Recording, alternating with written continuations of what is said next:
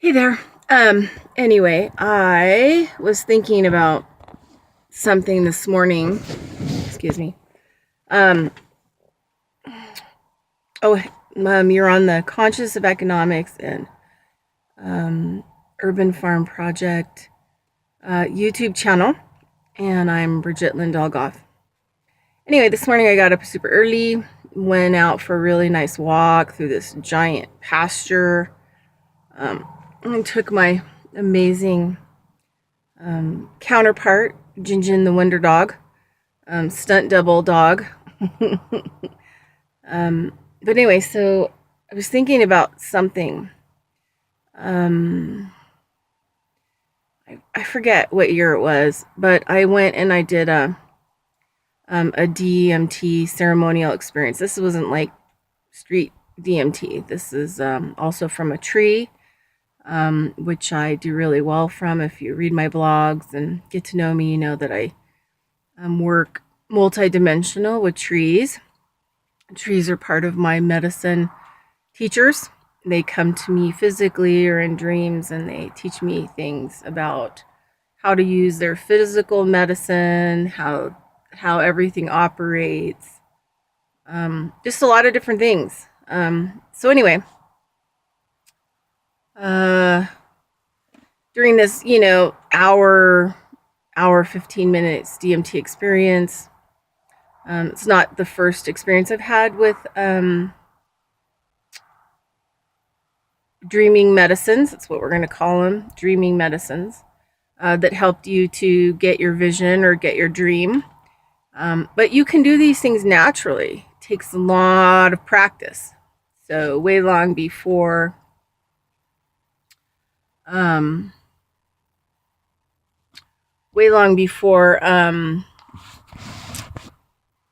I ever used any of these kinds of medicines, I was practicing a lot of shamanic work to get the dream without the dream. My first teacher discussed to me that you don't want to ever use crutches in this world because you'll never stop using the crutches.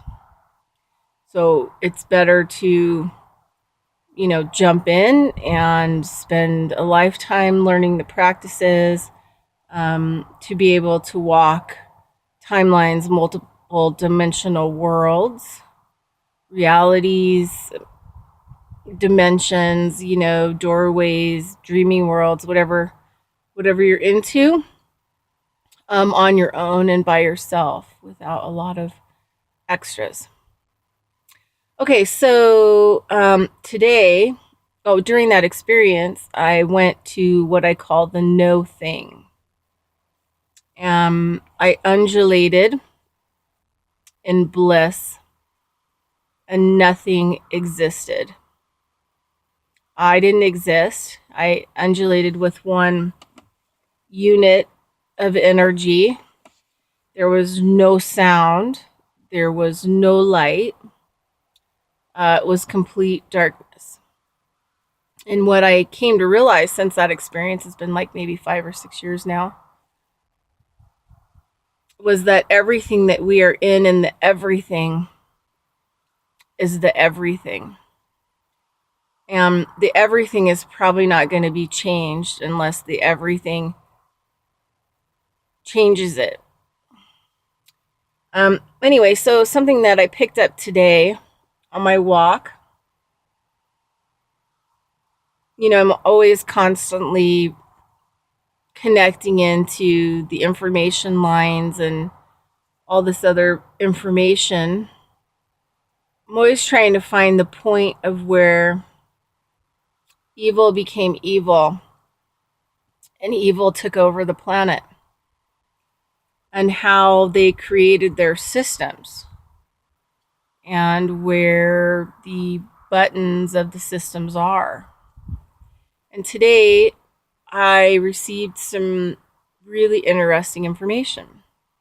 So not only have I done shamanism my entire life and had lots of different teachers, but I've been working hands-on with people and animals, and always been working with plants and insects, if you know anything about me, since the early years. And then at age 40 went back to do permaculture stays and farming stays. And then I eventually made it back to Rudolph Steiner College in Sacramento, did their biodynamic program, phenomenology program, some nutritional ideas and philosophies, and then started building urban farm projects. So it's all related. The everything is the everything, and the no thing is the no thing. And so I got a kind of a profound thing today that there hasn't really been any extraterrestrial or evil implemented systems. That because of how this planet was originally designed, they're using the natural systems that apply. So, for example, in the everything, there's the everything, which it may not be a changeable system. A lot of the shamanic people, traditional old shamanic people, thousands and 10,000 years old, or a lot of them who've left this planet now operating just through the dreaming worlds, helping some of us here. They've literally walked away with their bodies intact into the timelines, traveling multiple worlds, dimensions, this reality, past, present, and future, and stopped looking for solutions. I'm going to roll up my window real quick. And they stopped using solutions or trying to find solutions outside of them and just really started working on the structures that were in them and being able to generate enough energy and power into their energy spheres, which could keep your body alive in any kind of state within the everything systems, right? So extraterrestrial is in the everything system, multidimensional in the everything system, planets, astrology in the everything system. Everything that we're living in is in the everything system. So what I got was, I'll just kind of read this to you, and then we can kind of talk about it. The all and the no thing, totally separate things. We are in the all, okay? The no thing doesn't need you to be a hero, doesn't need anything from you. And if you're lucky enough to return back to that system, you have had to do a lot of work. Like, I'm not so sure. I think the only reason that I haven't plucked myself, shut down my body system so that I could leave was I'm not so sure I can bypass the obstacle course of the everything system once I'm dead, once the body's dead, so that I can return home to the original place that I came from, which is the no thing. I feel like we were pulled off energetically. I'm still not really sure how that component works. And then we were thrust into bodies as, value, life essence, so that they can use us on the planet for multiple reasons, for work, slave, for our energies that emanate from our spirit, the heaven experience is a tractor beam that just pulls you up and you get whatever computer generated hologram experience you need in order to be fully captured in that. So if you need to see Jesus, or you need to see your mother, or you need to see your favorite dog, it's how they lure you up the tunnel so that they can get you trapped. And then they feed you all the stuff that you need to be fed. And then they eventually throw you into an electronic capsule prison, and they hold your spirit there until they're ready to force you back into incarnating on this planet. So through a lot of the beings that I work with through the dreaming world, a lot of the experiences that I've had on my own, a lot of the information that I came here as a star kid, this being my first experience here, I've come to realize like the system is a whole system. It's the everything. And you are not living lifetimes so that you could evolve, ascend. You're living lifetimes because you've been captured as a prisoner, including your spirit or soul. This is why so many people are sick right now and dying so young.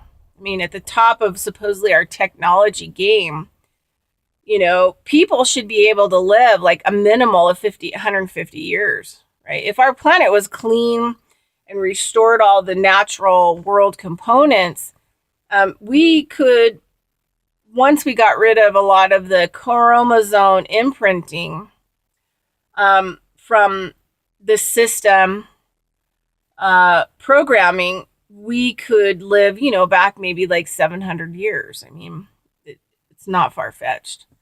So, the more lifetimes we live, the less value we have when we come into this world, and the sicker we are, which means that our soul is dying. It's dead, if you want to call it a soul or your spirit or what you are, your essential value, your energy value.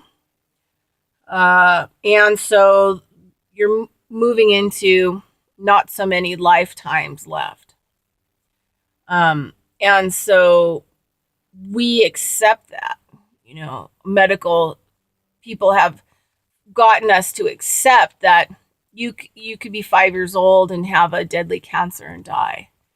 And we don't really question that. We don't really question like why that would be happening. And maybe that being doesn't really have a lot of soul value left, doesn't really have any energy left, doesn't have any more coins in its bank account left.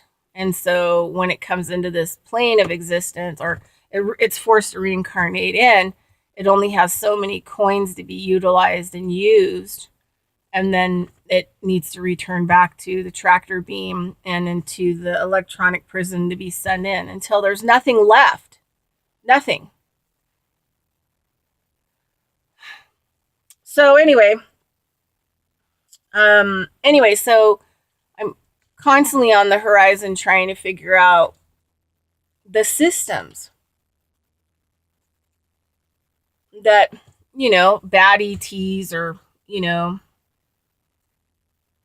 dark forces or, whatever else has utilized in creating like the everything that we're in now, the all that we're in now. And I never really can find them to unplug them. I can find them in people and places on the planet and in animals, and I can unplug them and I can plug in the, different, systems. So anyway, okay, and so this is like what I really saw today, walking the dog. That this system is a natural system, like a lot of us galactic beings that have come here know that. Like this planet was created originally because it's in the middle of like a lot of universes. So in the everything system, it was originally created because a lot of other systems that are in the everything system. So only in the everything is there the systems, right, that we're operating in. So it doesn't matter if you're, 37 galaxies away, you're still operating in this everything system because somehow you're part of an essence, part of an undulating nothing. You were fragmented off and you were pulled into the everything. Not really, and I'm still trying to capture exactly what that would be like or how that originally happened because, it wasn't free will. You would never, if you were offered a choice, and I can tell you this from firsthand experience, you would have never left the no thing for anything. Nothing would have enticed you to leave that nothing. So it had to be a force against the free will. So everything here is a system that is a force against the free will. There is no free will. Free will is I either participate in the system or I don't participate in it, and then I'm homeless and starving and, have a whole other set of issues. Those are your free will choices in this world. So there's not a lot of free will operating. So what I saw was the natural system, and I saw like a snake curled up, waiting for, a mouse or something to come along. And the snake waits and waits and waits until it's quiet. And then it starts to notice and hear things that are moving onto its radar. And then once the vibrations get close enough, then the snake reacts to it, grabs the mouse, chomps it down, or whatever else it's going to be. They showed me that with like frogs and, other predatory animals that are in the system, right? The original system. So this planet was supposed to be a flora and fauna natural place. It would have libraries of information that different planets and different beings and people from all over the everything could share, could literally download in these libraries. And as you were flying through different galaxies and you stop here, would also have been a place where you could harvest plants and seeds to take back to your planet or take back to another planet. Say, for example, something happened catastrophically with those planets, you could come here and you could harvest whatever kind of flora, fauna, plant life that you needed or utilized to take back microbes, fungi, in order to actually start terraforming your planet. And also to gain that knowledge on how maybe to do all that stuff, and also dealing with the life forces of everything. So anyway, the original program of this planet was nature. And all these beings coming from all of their worlds, trees, plants, weeds, water, to be able to create a library, right? But then they all have to interact in a natural process and natural flow. So basically, all the forces that are here that we could call dark and evil, they're just using the natural programs that were already established here. It was just mind-blowing to me today. That, they're predators. We had predators here. Predators prey. And there's a lot of camouflaging that already goes on in nature. There's a lot of plants that in one moment, because of the design of the soil or the habitat they're in, or they don't want to be eaten and they need to survive, can turn poisonous. They can change their structure at will. And in the next context, they could be in a place where they're thriving and there's different kinds of water and soil. And there's less need for survival of their species, their plant species and race. So then they're non-poisonous. And they're actually really nutrient dense, offering what they have. So this also applies to water. There's an incredible water movie that was put out by the Russians that talks about how water has killed people and saved people. There was some kind of negotiation, like government negotiation, where they had water on the table and there was so much darkness from the people involved in it, and hate, that the water that was pure, when it was put onto the table, turned poisonous and killed most of the people in the room when they drank it. And then there's, accounts of people being at sea, lost adrift at sea, and they start drinking the water around them, but the ocean turns that water into water that's drinkable. Normally, it wouldn't be that way. So that's camouflaging. That's shape shifting, right? For purpose, intention, and reason, right? Um, Also, animals camouflage themselves. They can completely change how they look. Bugs, insects can be prey 1 minute and can be predators the next. And people have big abilities in shapeshifting. It's what shamanism teaches. To be that which is needed at that moment or seen. So you reflect that person's reality, not not being different. So the natural world here on earth, the fabric is nature and natural processes. So the bad guys wouldn't have had to override the system in any way, shape, or form. Actually, all they had to do was be involved with what's going on, and then they could easily shift it to their side by using the original program of nature and natural processes here in this world. So, another conclusion here. Maybe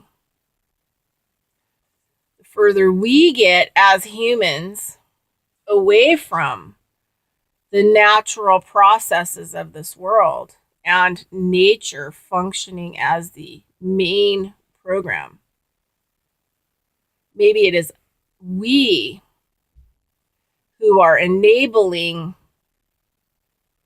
the imbalance of power. And maybe there isn't an imbalance of power. Maybe it's right and perfect. Maybe what's being done to us is right and perfect. And maybe we need to return ourselves back more to a natural process and flow. My doggy's being bad. I know. No. Shh.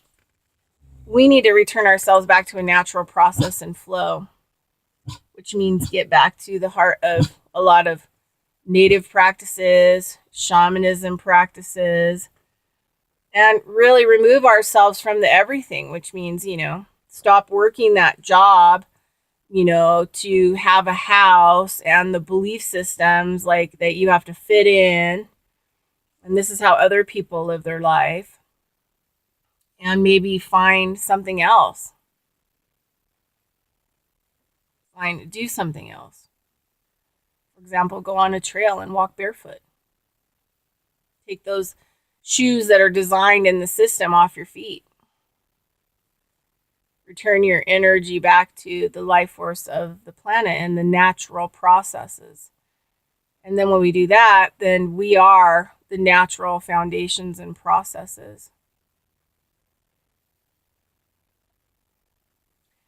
And, as I continue to work down this rabbit hole of thinking, my stomach's a little hungry. Could you hear that growl? But anyway, just something to think about. Something I was thinking about this morning, that there haven't been any new programs that have been implied or enforced. It's just the usage of the programs that were originally founded here. And we're the prey. And we have predators. And may not be so much natural selection, but we need to learn how to get back to the natural flow of things, and how to, when we die, have enough energy to see the tractor beam, to know what's happening, because we're not stressed out. We're not in trauma because we're being chased by the predator into the tractor beam, right? Or killed at the last minute and we go into the tractor beam, which is the system's defaults, experience. So when we die, we're still being chased by the predator. So how do we not become prey? Well, we start getting a shamanism practice. We start filling our luminous field with energy. We start being in every present moment. We get out of drama. Nature doesn't really have drama. It has this moment and what's going on in this moment and how I interact with this moment. Maintaining a lifestyle is not a natural process. It's not working with nature. It's not in the original nature programming. So you're going to have to face a lot of suffering and harm and depression to the very end. Anyway, just something to think about, something that I'm thinking about. Anyway, thanks for watching Conscious of Economics and the Urban Farm Project. This is Bridget Lynn Dolgoff. And get yourself out of the trendy, modernized system of prey and predator and get yourself back into the natural system and follow that road and where it leads.